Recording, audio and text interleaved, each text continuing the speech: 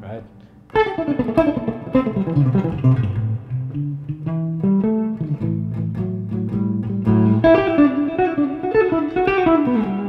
Hello, I'm Danny Rabin, and this video is all about rhythmic diversity. It's the kind of diversity that actually matters, not like how many Filipino LGBTs are in your next Netflix show or how many Black Elves are in Lord of the Rings. Rhythmic diversity is actually something that's going to make your solos sound better. So here is what I mean. If I take a shuffle groove, right? Let's say you're playing the blues. What I need to do in my soloing is not always stay in one rhythmic zone. You see people that think that when they're improvising, they're making interesting things happen by just switching around notes, like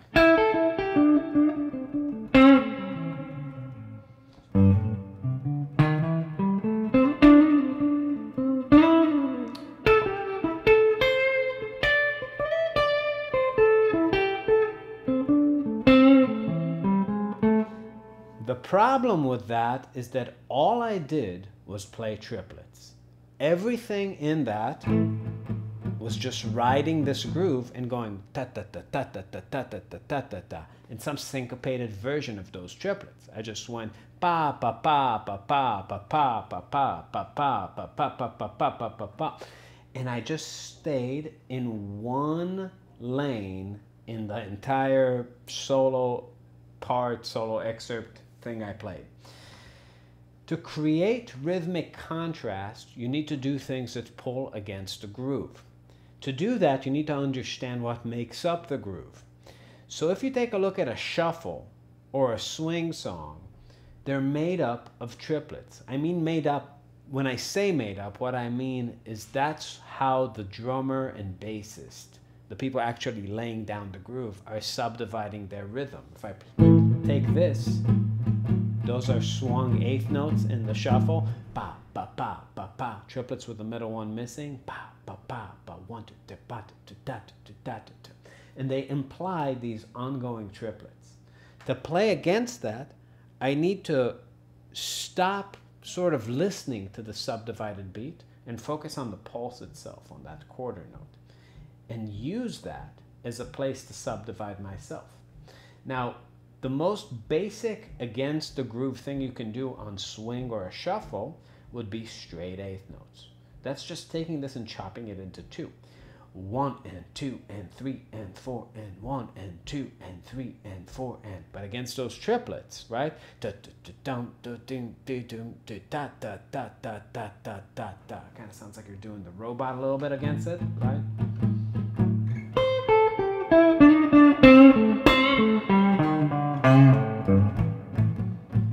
So the first thing I would, if I were you, that I would practice is almost visualize the sensation of those two rhythms going against each other. You have that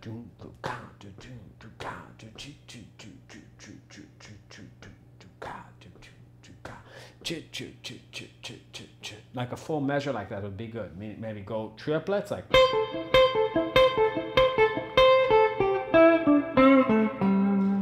Another thing you can do is go from swung eighth notes, which are just triplets with the middle one missing, to straight eighth notes, meaning.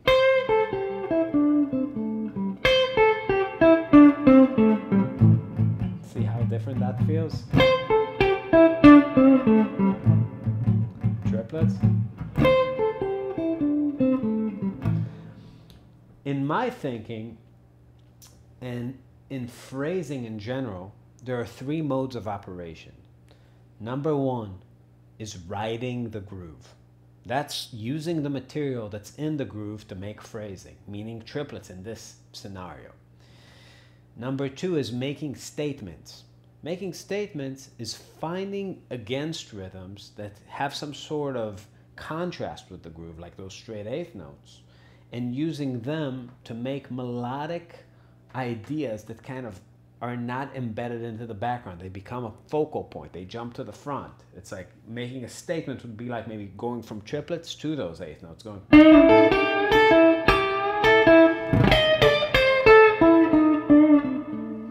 So I went so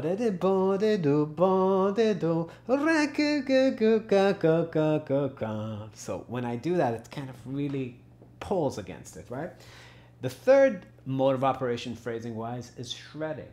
Now shredding can be either riding the groove or playing against it, but it has a dazzling effect, right? The effect of it is not something you can easily grasp with your ears. It sort of enters your brain and leaves it kind of like, what was that, right? It has this kind of dazzling effect. And maybe on a shuffle, it could be like something like that, you know, like those fast quintuplets, like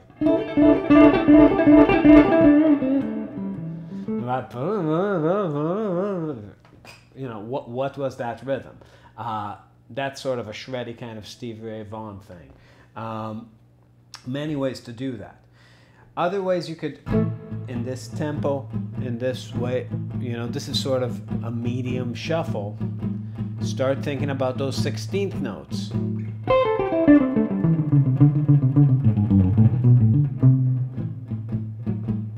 Triplets.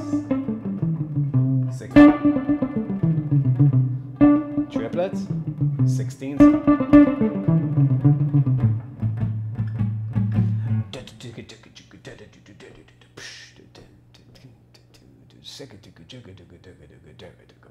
Right?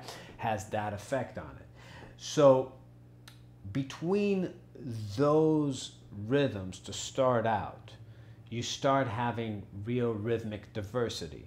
You can create phrases that are sort of making statements with those straight eighth notes, that are riding the groove with the triplets, and they're the beginning of shredding with those 16th notes, right? You can even start experimenting with those sextuplets, right? 1, 2, 3, 4, 6,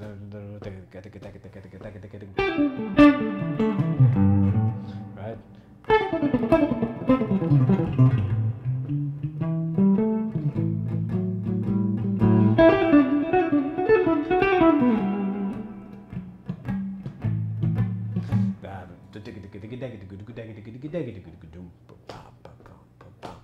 So it gives you options. This kind of rhythmic thinking is really how you want to start training your mind to improvise. You want us to be able to conjure up rhythms when you are listening to the groove. It's not very different than how you would improvise with notes over a chord. You use a scale to give you the available notes in a tonality, and you use your rhythmic vocabulary to give you rhythmic choices over a groove. That's sort of the understanding of the ground, and then how you're going to maneuver it, right? And it's not very different, again, than how you would treat harmony with scales. You have to have this kind of vocabulary. Cool. Subscribe to the channel. We're going to talk a lot more about rhythm.